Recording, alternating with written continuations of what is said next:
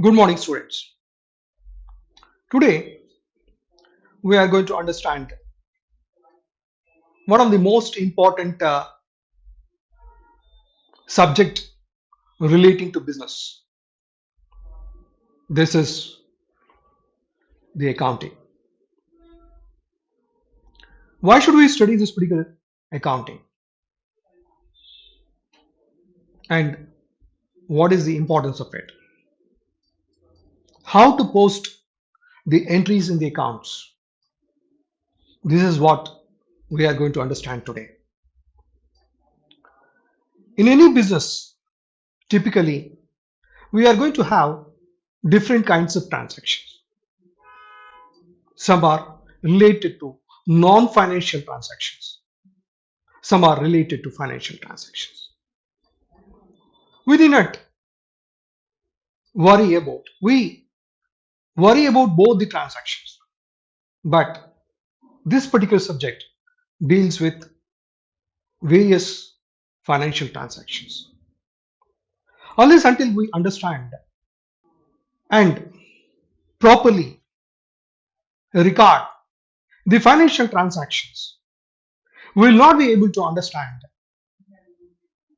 how we are performing in any business. That is one of the reasons why we need to study this accounting. So basically, why should we study this particular accounting? By knowing the accounting, we will be able to understand how much we have invested in a business, what assets we have purchased for a business, how much raw materials we have purchased in a certain period, how much we have spent towards various expenses in a specified period, what revenues we have received in a particular period, how much money we owe to outsiders, how much money we should get from outsiders, what were the cash inflows and what were the cash outflows during a particular accounting period, how much profit we have received in a year, how much profit we have distributed to shareholders. This is what we usually understand by studying this particular accounting. Accounting is all part of, is all related to various financial transactions. Accounting is an art. It's not a science, and it's a language of business, which every businessman should understand at least to a certain extent. Without understanding this accounting, it will be very difficult for a businessman to understand and analyze how his business is performing. To understand much more relating to the accounting, let us take one of the important definition which is being often quoted to understand what this particular accounting is all about. Accounting is the art of recording, classifying, and summarizing in a significant manner and in terms of money, transactions, and events which are in part at least of financial character and interpreting the results thereof. To repeat, accounting is the art of recording, classifying, summarizing in a significant manner and in terms of money, the transactions and events which are part of at least of financial character and interpreting the results of. So basically, it is to record a transaction. It is relating to the classifying different kinds of transactions, then summarizing these particular transactions so that we will be able to understand and interpret the results of various financial transactions which becomes part of any business. Any business definitely looks for money, and it is all related to money only. And unless until we understand where from the money is coming, where the money is going, we will not be able to analyze properly and decide the future course of action. That is reason the accounting is most important for any businessman. Then the question is how to record business transactions in accounting books. As I said, it's an art. We need to learn this particular art. It's a methodology which we need to understand. Otherwise, each individual will be putting the transactions in a different manner so nobody will be able to understand what you are writing in the books of accounts. That is reason actually we have fixed up a particular methodology which everybody can understand and interpret these particular results of any business. This particular accounting over a period has evolved, and two different accounting systems have evolved over a period of time. Firstly, the single entry bookkeeping system came into operation, existence. The single entry bookkeeping system came in where the business started maintaining cash accounts to understand how much cash they received and how much cash they paid to others for different reasons apart from maintaining personal accounts to understand how much they need to collect from others. So this particular accounting system never bothered about writing entries relating to what they have purchased, what they have sold, but they have only recording the cash transactions and the transactions relating to the credit sales and the credit purchase. Not more than that, they are recording. They are not recording the transactions relating to the assets, expenses, the losses, or the incomes and the gains. So it is not considered to be a proper accounting system, which gives you proper picture relating to the various financial transactions. That is reason over a period, this single entry bookkeeping system has gone into oblivion and double entry bookkeeping system has come into operation. What is this particular double entry bookkeeping system?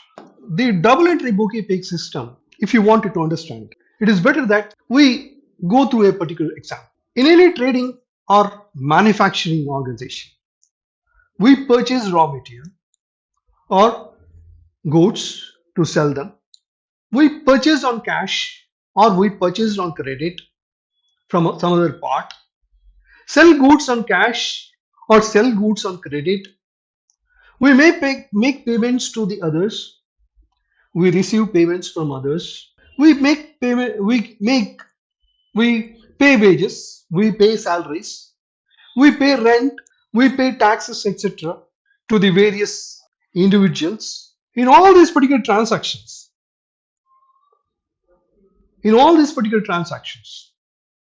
one need to understand that typically there is one giving aspect and one receiving aspect.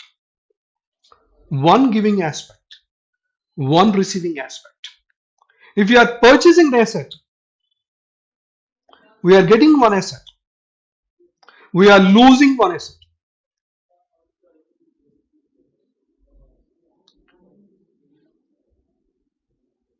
If you are selling on credit, actually, we are losing something and we are getting, or we have a chance of recovering some money from some other party. So there is always going to be, for every financial transactions which you are going to see in an accounting, there will be one giving aspect and one receiving aspect. So this particular giving aspect and receiving aspect is the crux of this particular W3 bookkeeping system, where it has led to what is called a dual entity concept, wherein the concept of debit and credit has come in to regard the various kinds of transactions. The dual aspect has brought in W3 bookkeeping system. For each transaction, two entries are made, one forming a debit, one forming a credit in one or more accounts.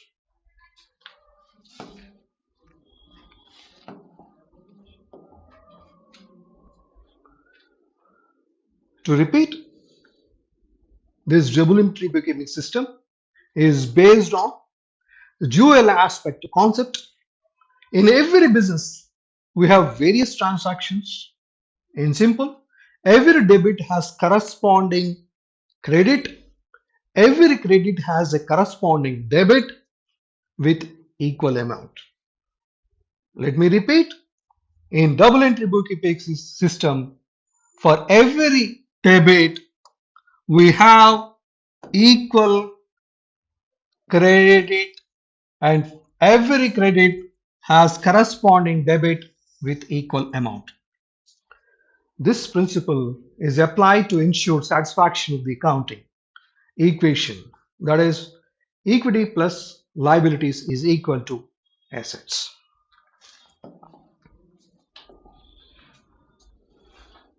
Let's understand much more relating to what is debit and credit.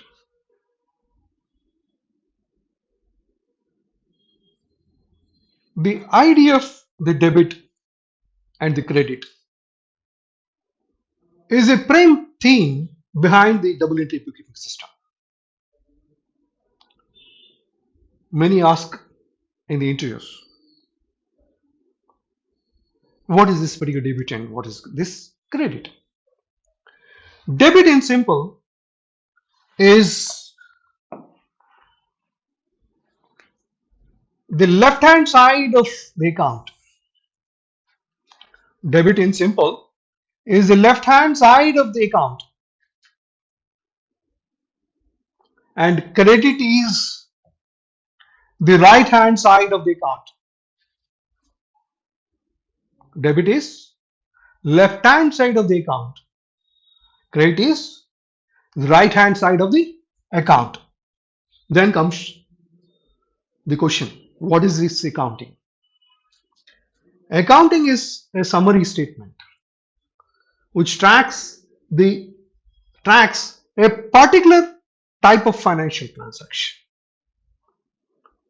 relating to a specific person, a specific asset, or a specific expense, or a specific loss, a specific revenue, or a specific gain. An account in specific will give summary of a person, asset, expense, a loss, or a gain, or a revenue. So when you look at any account, it will give you some idea about a particular asset. When did you buy this particular asset? For how much you have bought this particular asset? What is the value of this particular present value of this particular asset after the depreciation? When you go and look at a particular person's account, we'll be able to understand whether he owes us or we owe him some money. When it comes to salary account, or when it comes to some other expenditure account, we'll be understand how much has been spent relating to salaries or wages or power, rent, etc. There are certain other incomes like interest income. When you look at this particular account, we'll be knowing about how much we have to receive. Rent may be rent receivable or rent payable. So there are going to be rent receivable account, payable account. So we'll be able to understand the summary of a particular account if you see the account. Account is it looks like this. A T looks like T, wherein there will be debit, there will be credit. This side is called debit side of the account. This side is going to be called as credit side of the account. We'll discuss about this particular account at a later part to understand much more relating to this account.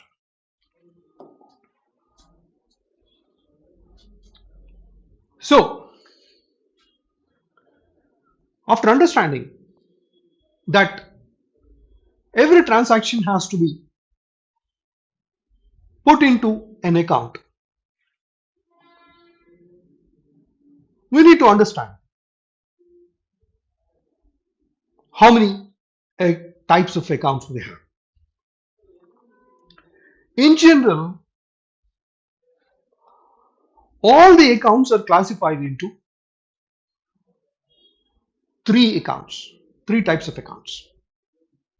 They are called personal accounts, real accounts, and nominal accounts. What are they? They are personal accounts, real accounts, and nominal accounts. We need to understand what these particular accounts are.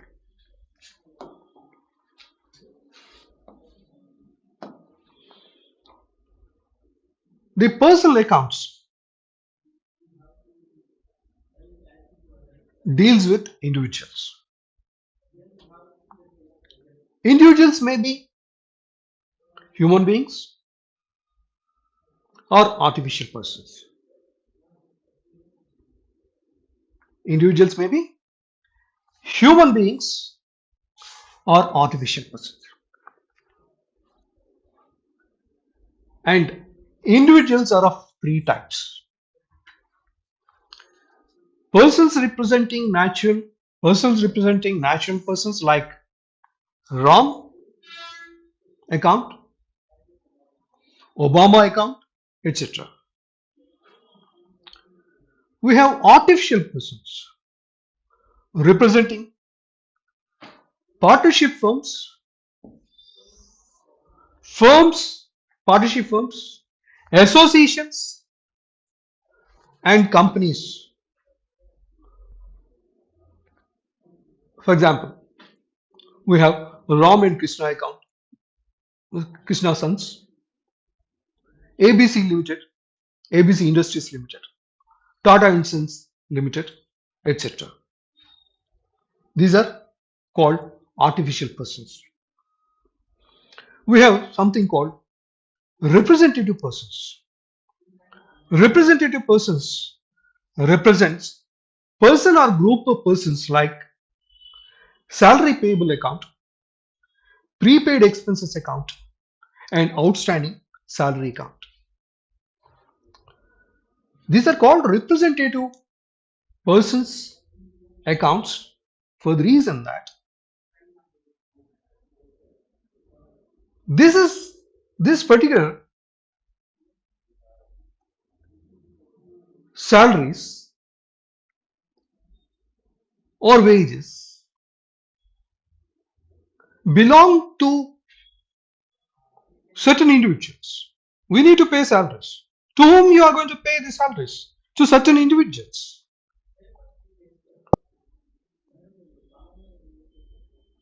we'll be understanding much more we are going about these particular accounts when we go to the final accounts, wherein at the end of the year we'll try to understand how much money we owe to others or how much others owe us, how much money we have to receive from others and how much money we have to pay others. So while closing this particular accounts at the end of the period, we have to note this particular outstanding accounts and we have to pay to a group of individuals. These outstandings or amounts usually are put into the representative person's accounts.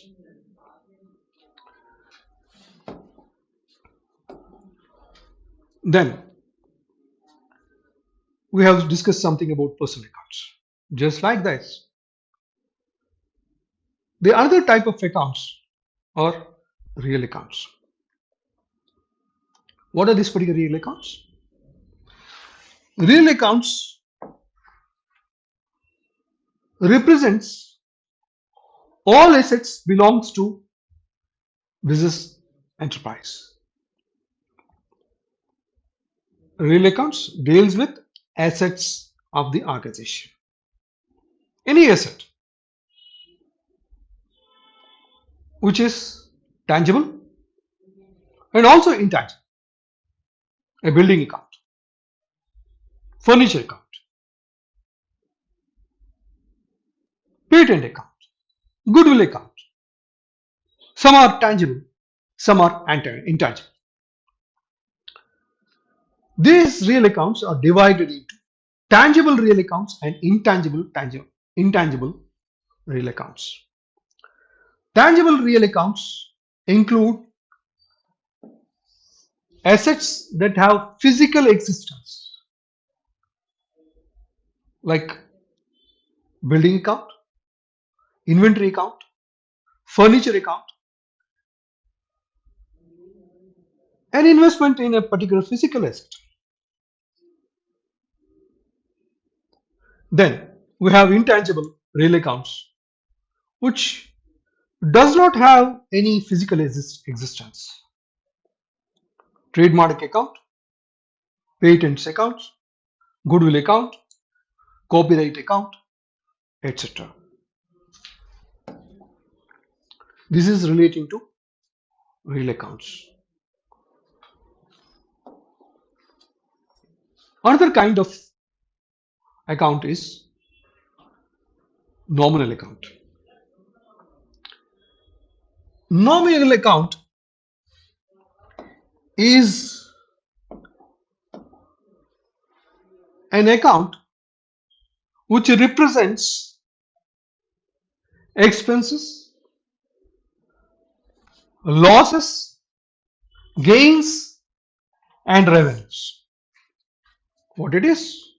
A nominal account represents the expenses, losses, gains, and revenues of any business. Nominal account may relate to wages, salaries, rents, electricity expenditures, traveling expenditures, commission expenditures, to be received or to be paid. This belongs to what is called nominal account. So these are the three kinds of assets accounts we have. One is personal account, other one is real account, other one is nominal account. Let me repeat. There are going to be personal accounts representing individuals. Real account deals with assets of the organization.